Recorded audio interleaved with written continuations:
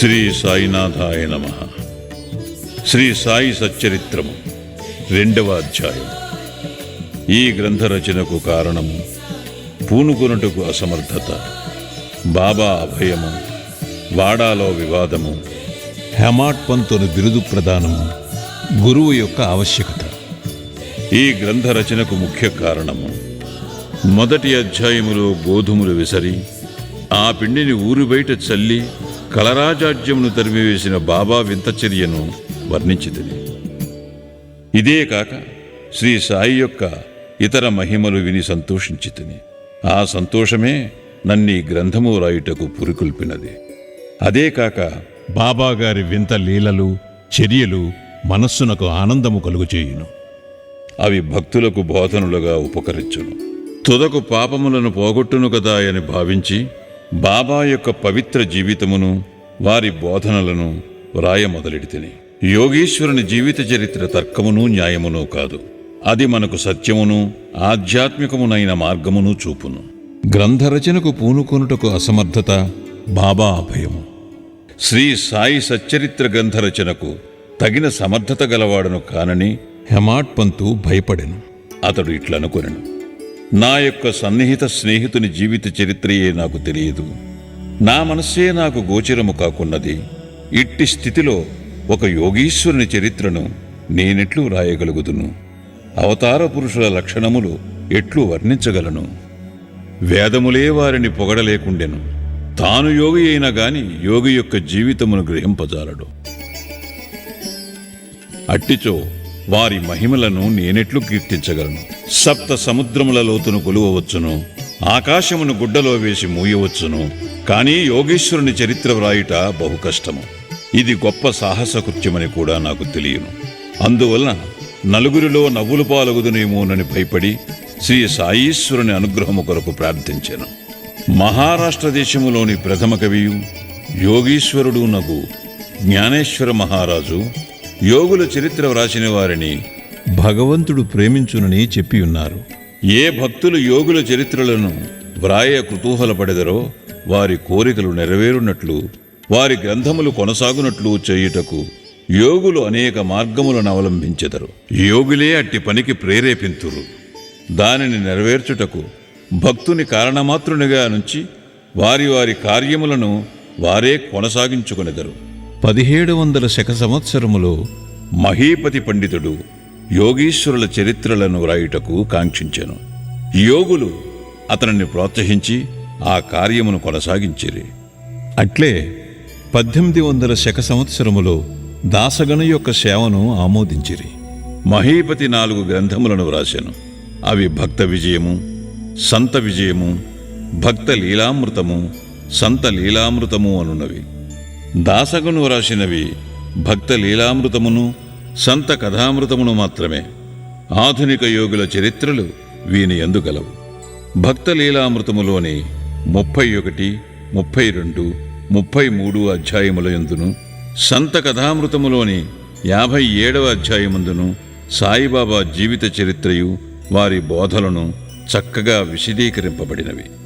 ఇవి సాయిలీలా మాసపత్రిక సంపుటము 17, సంచికలు 11, 12 నందు ప్రచురితములు. చదువరులు ఈ అధ్యాయములు కూడా పఠించవలను. శ్రీ సాయిబాబా అద్భుత లీలలు బాంద్రా నివాసియకు శ్రీమతి సావిత్రిబాయి రఘునాథ్ తెండూల్కర్చే చిన్న పుస్తకములో చక్కగా వర్ణింపబడినవి. దాసగను మహారాజు గారు కూడా శ్రీ సాయి పాటలు మధురముగా వ్రాసి ఉన్నారు. గుజరాతీ భాషలో అమీదాస్ భవానీ మెహతా అను భక్తుడు శ్రీ సాయి కథలను ముద్రించినారు. సాయినాథ ప్రభను మాసపత్రిక షిరిడీలోని దక్షిణ భిక్ష సంస్థ వారు ప్రచురించియున్నారు. ఇన్ని గ్రంథములుండగా ప్రస్తుత సచ్చరిత్ర వ్రాయుటకు కారణమేమి, దాని అవసరమేమి అని ఎవరైనాను ప్రశ్నించవచ్చును. దీనికి జవాబు మిక్కిలి తేలిక. సాయిబాబా జీవిత చరిత్ర సముద్రము వలె విశాలమైనది, లోతైనది. అందరూ దీని యందు మునిగి భక్తి జ్ఞానములను మనులను వెలికి తీసి కావలసిన వారికి పంచిపెట్టవచ్చును. శ్రీ సాయిబాబా నీతి బోధకముగు కథలు, లీలలు మిక్కిలి ఆశ్చర్యమును కలుగుచేయును. అవి మనోవికలత చెందిన వారికి, విచారగ్రస్తులకు శాంతి సమకూర్చి ఆనందము కలుగుచేయును. ఇహపరములకు కావలసిన జ్ఞానమును బుద్ధిని ఇచ్చును. వేదముల వలె రంజకములను ఉపదేశకములను నగు బాబా ప్రబోధములు విని వానిని మననము చేసినచో భక్తులు వాంఛించునవి అనగా బ్రహ్మైక్య యోగము, అష్టాంగ యోగ ప్రావీణ్యము, ధ్యానానందము పొందుదరు. అందుచే బాబా లీలలను పుస్తక రూపమును రాయి నిశ్చయించితిని. బాబాను సమాధికి ముందు చూడని భక్తులకు ఈ లీలలు మిగుల ఆనందము కలుగజేయును. అందుచేత బాబాగారి ఆత్మసాక్షాత్కార ఫలితమగు పలుకులు, బోధలు సమకూర్చుటకు పూనుకుంటుని. సాయిబాబాయే ఈ కార్యమునకు నన్ను ప్రోత్సహించెను. నా అహంకారమును వారి పాదములపై నుంచి శరణంటిని. కావున నా మార్గము సవ్యమైనదనియు బాబా ఇహపర సౌఖ్యములు తప్పక దయచేయుననియు నమ్మియుంటిని. నా అంతట నేను ఈ గ్రంథరచనకు బాబా యొక్క అనుమతిని పొందలేకుంటిని. మాధవరావు దేశపాండే ఉరఫ్ శ్యామ అనువారు బాబాకు ముఖ్య భక్తుడు. వారిని నా తరఫున బాబాను ప్రార్థించమంటిని. నా తరఫున వారు బాబాతో ఇట్లనిరి: ఈ అన్నాసాహెబ్ మీ జీవిత చరిత్రను వ్రాయ కాంక్షించుచున్నాడు. నేను భిక్షాటనముచే జీవించు ఫకీరును, నా జీవిత చరిత్ర వ్రాయనవసరము లేదని అనవద్దు. మీరు సమ్మతించి సహాయపడినచో వారు వ్రాసెదరు, లేదా మీ కృపయే దానిని సిద్ధింపచేయును. మీ యొక్క అనుమతి ఆశీర్వాదము లేనిదే ఏదియూ జయప్రదముగా చేయలేము. అది వినినంతనే శ్రీ సాయిబాబా మనస్సు కరిగి నాకు ఊదీ ప్రసాదము పెట్టి ఆశీర్వదించాను. మరియు శ్యామతో ఇట్లు చెప్పదొడంగెను: కథలను, అనుభవములను ప్రోగు చేయమనము. అక్కడక్కడ కొన్ని ముఖ్య విషయములను టూకీగా వ్రాయమను. నేను సహాయము చేసేదను. వాడు నిమిత్తమాత్రుడే. నా జీవిత చరిత్ర నేనే వ్రాసి నా భక్తుల కోరికలు నెరవేర్చవలను. వాడు తన అహంకారమును విడువవలను. దానిని నా పాదములపైన పెట్టవలను. ఎవరైతే వారి జీవితములో ఇట్లు చేసేదరో వారికి నేను మిక్కిలి సహాయపడదను. నా జీవిత చర్యల కొరకే కాదు, సాధ్యమైనంత వరకు వారి గృహకృత్యములందును తోడ్పడదను. వాని అహంకారము పూర్తిగా పడిపోయిన పిమ్మట, అది మచ్చునకు కూడా లేకుండునప్పుడు నేను వాని మనస్సులో ప్రవేశించి నా చరిత్రను నేనే వ్రాసికొందును. నా కథలు, బోధలు విన్న భక్తులకు భక్తి విశ్వాసములు కుదురును. వారు ఆత్మసాక్షాత్కారమును, బ్రహ్మానందమును పొందెదరు. నీకు తోచిన దానినే నీవు నిర్ధారణ చేయుటకు ప్రయత్నించకుము. ఇతరుల అభిప్రాయములను కొట్టివేయుటకు ప్రయత్నించకుము. ఏ విషయముపైనైనను కీడు మేలు ఎంచు వివాదము కూడదు. వివాదమనగనే నన్ను హేమాడ్ పంతుని పిలుచుటకు కారణమేమో మీకు చెప్పెదరను వాగ్దానము జ్ఞప్తికి వచ్చినది. ఇప్పుడు దానినే మీకు చెప్పబోచున్నాను. కాకాసాహెబ్ దీక్షిత్, నానాసాహెబ్ చందోర్కరులతో నేనెక్కువ స్నేహముతోనుంటిని. వారు నన్ను షిరిడీ పోయి బాబా దర్శనము చేయమని బలవంతము చేసేది. అట్లే చేసేదనని వారికి నేను వాగ్దానము చేసేదని. ఈ మధ్యలో నేదో జరిగినది. అది నా షిరిడీ ప్రయాణమునకు అడ్డుపడినది. లోనావాలాలో ఉన్న నా స్నేహితుని కొడుకు జబ్బుపడెను. నా స్నేహితుడు మందులు, మంత్రములు అన్నీయూ ఉపయోగించెను కాని నిష్ఫలమయ్యాను. జబ్బు తగ్గలేదు. తుదకు వాని గురువును పిలిపించుకుని ప్రక్కన కూర్చుండబెట్టుకున్నాను. కాని ప్రయోజనము లేకుండాను. ఈ సంగతి విని నా స్నేహితుని కుమారుని రక్షించలేనట్టి గురువు యొక్క ప్రయోజనమేమి? గురువు మనకు ఏమీ సహాయము చేయలేనప్పుడు నేను షిరిడీ ఏలపోవలను అని భావించి షిరిడీ ప్రయాణమును మానుకొంటిని. కాని కానున్నది కాకమానదు. అది క్రింది విధముగా జరిగను. నానాసాహెబ్ చందోర్కర్ ప్రాంతీయ రెవెన్యూ అధికారి. ఉద్యోగరీత్యా ఒకనాడాయన వసయికి పర్యటనకై పోవుచుండెను. ఠాణా నుండి దాదరకు వచ్చి అచ్చట వసయి పోవు బండి కొరకు కనిపెట్టుకుని ఉండెను. ఈలోగా బాంద్రా లోకల బండి వచ్చెను. దానిలో కూర్చొని బాంద్రా వచ్చి నన్ను పిలిపించి షిరిడీ ప్రయాణమును వాయిదా వేసినందులకు నాపై కోపించెను. నానా చెప్పినది సంతోషదాయకముగాను సమ్మతముగాను ఉండెను. అందుచే ఆ రాత్రియే షిరిడీకి పోవ నిశ్చయించి తిని సామానులు కట్టుకుని షిరిడీ బయలుదేరి తిని బాంద్రా నుండి దాదర వెళ్ళి అచ్చట మన్మాడు వెళ్ళు రైలు ఎక్కవలనని అనుకుంటుని. అటులనే దాదరకు టిక్కట్టుకుని రైలు రాగానే ఎక్కి కూర్చుంటిని. బండి ఇక బయలుదేరుననగా మహమ్మదీయుడొకడు నేను కూర్చునని పెట్టిలోకి హడావిడిగా వచ్చి నా సరంజామానంతయు చూచి ఎక్కడకు పోవుచుంటివని నన్ను ప్రశ్నించాను. నా ఆలోచన వారికి చెప్పితిని. వెంటనే అతడు దాదర్ స్టేషన్లో దిగవద్దని, ఎందుకనగా మన్మాడు మైలు దాదర్లో ఆగదని, అదే రైలులో ఇంకనూ ముందుకు పోయి బోరీబందర్ స్టేషన్లో దిగమని నాకు సలహా చెప్పాను. ఈ చిన్న లీలయే జరగకుండానిచో నేను అనుకున్న ప్రకారము ఆ మరుసటి ఉదయము షిరిడీ చేరలేకపోయేవాడను. అనేక సందేహములు కూడా కలిగి ఉండేవి. కాని నా అదృష్టవశాత్తు అది అట్లు జరగలేదు.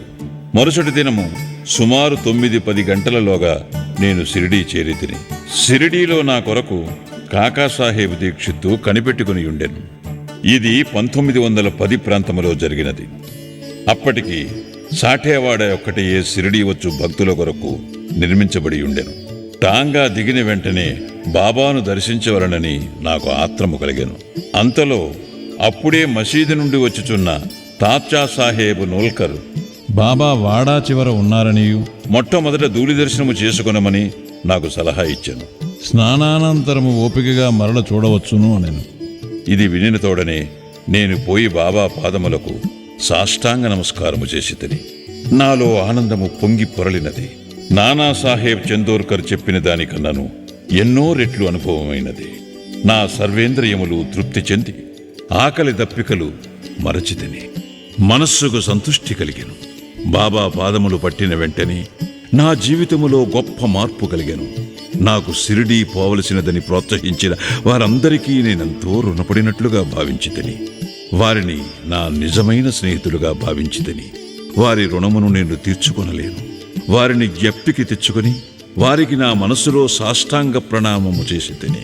నాకు తెలిసినంత వరకు సాయిబాబా దర్శనము వల్ల కలుగు చిత్రమేమనా, మనలో ఉన్న ఆలోచనలు మారిపోవును, వెనకటి కర్మల బలము తగ్గును, క్రమముగా ప్రపంచమందు విరక్తి కలుగును.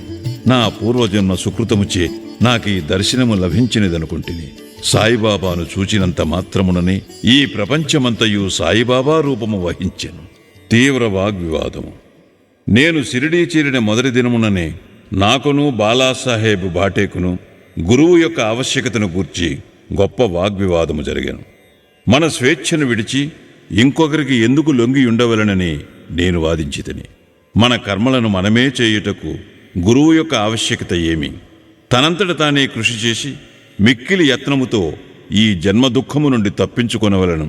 ఏమీయూ చేయక సోమరిగా కూర్చునువానికి గురువేమి చేయగలడు అని నేను స్వేచ్ఛపక్షమును ఆశ్రయించితిని. భాటే ఇంకొక వాదమును పట్టుకొని ప్రారబ్ధము తరపున వాదించుచు కానున్నది కాకమానదు. మహనీయులు కూడా ఈ విషయములో ఓడిపోయేరి. మనుజుడొకటి తలంచిన భగవంతుడు వేరొకటి తలంచును. నీ తెలివితేటలను అటు ఉండనిమ్ము. గర్వము కాని అహంకారము కాని మీకు తోడ్పడవు అనెను. ఈ వాదన 1 గంట వరకు జరిగెను. కాని ఇది మిథ్యమని ఏమీయూ తేలలేదు. అలసిపోటుచే ఘర్షణ మానుకొంటిమి. ఈ ఘర్షణ వల్ల నా మనశ్శాంతి తప్పినది. దేహాత్మబుద్ధి అహంకారము లేకున్నచో వివాదమునకు తావులేదని గ్రహించితిని.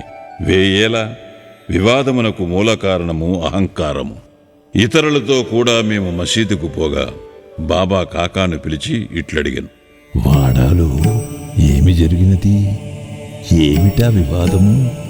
అది దేనిని గూర్చి? ఈ హేమాడ్ పంతు ఏమనుచున్నాడు? ఈ మాటలు విని నేను ఆశ్చర్యపడితిని.